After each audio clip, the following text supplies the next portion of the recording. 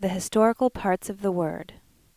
The historical parts of the Word, like the prophetical parts, contain a spiritual sense within themselves, in which there is nothing historical of the world, as in the sense of the letter, but there are heavenly things which relate to the Church, and in the highest sense to the Lord, just like the prophetical parts. The historical parts there are representative, and all the senses with their expressions are correspondences. It ought to be known that all the churches down to the coming of the Lord were representative churches. They represented the Church, and in the highest sense the Lord. It is from this that the Word is spiritual and divine. But the representative churches ceased when the Lord came into the world, because all things of the Word, those that are prophetical, as also those that are historical, signified and represented Him, and this is why the Lord is called the Word. There were three notable changes of the representative churches. The first, which was before the flood, shall be called the most ancient church. The second, which was after the flood, the ancient church. And the third, which followed the ancient, the Israelitish and Jewish church.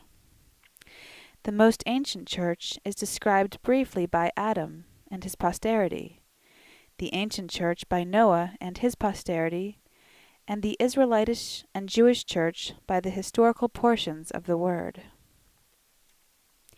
The former churches are described in like manner, but by more interior correspondences, in the word that is mentioned by Moses. But this word has been effaced, and in its place the word was given that exists at the present day. The church that followed these three is the Christian church, which church is internal, differing from the Jewish church as a moonlight night differs from a dark night.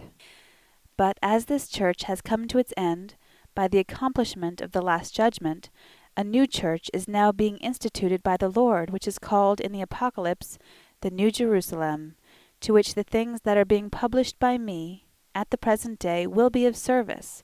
It is also being instituted elsewhere. The historical parts of the Word involve in a summary the things that follow. Genesis, chapter 1. In the spiritual sense, the new creation, or the regeneration of the men of the most ancient church, is here described. The process of their regeneration, from firsts to lasts, is here contained in its order. Genesis chapter 2.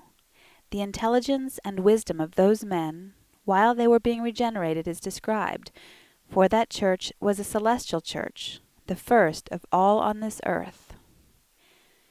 Genesis chapter 3. Fall and end of that church, as they departed from the celestial to the natural man. From this they had intelligence from what was their own, in place of intelligence from the Lord.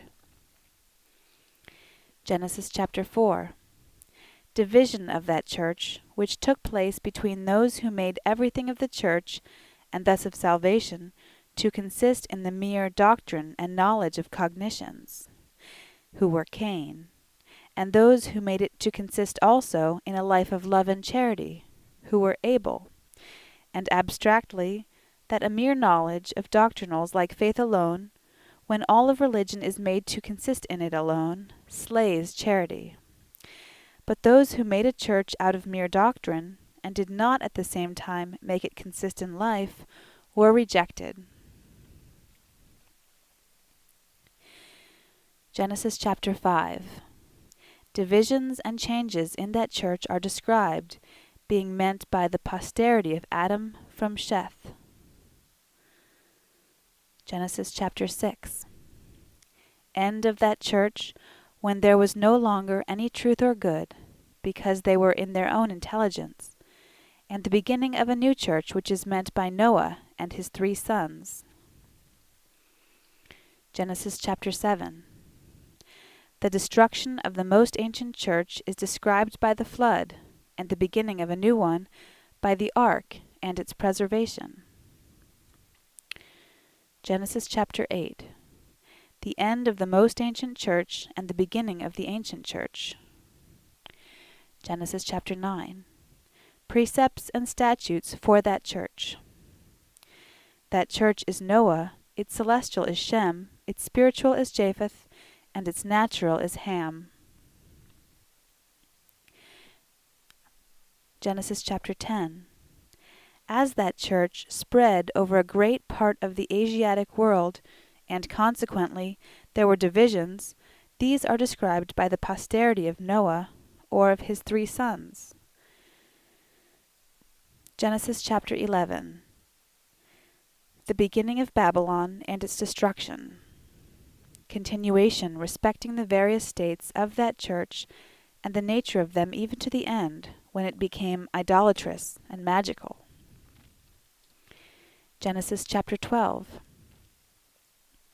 The institution of the Israelitish and Jewish church, which was from Eber, and therefore was called the Hebrew church, and its first institution from Abram, who was commanded to go into the land of Canaan, for the reason that all places in that land, and those round about it, had been allotted spiritual significations by the men of the most ancient church, and these were to be mentioned by name in the new word that was to be written among them, in which the names of those places were to be employed.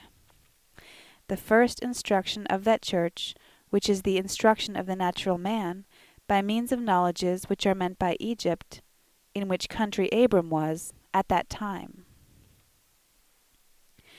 Chapter 13. Growth in the knowledges of the church, and separation of spiritual knowledges, which are Abram, from natural knowledges which are Lot. Chapter 14.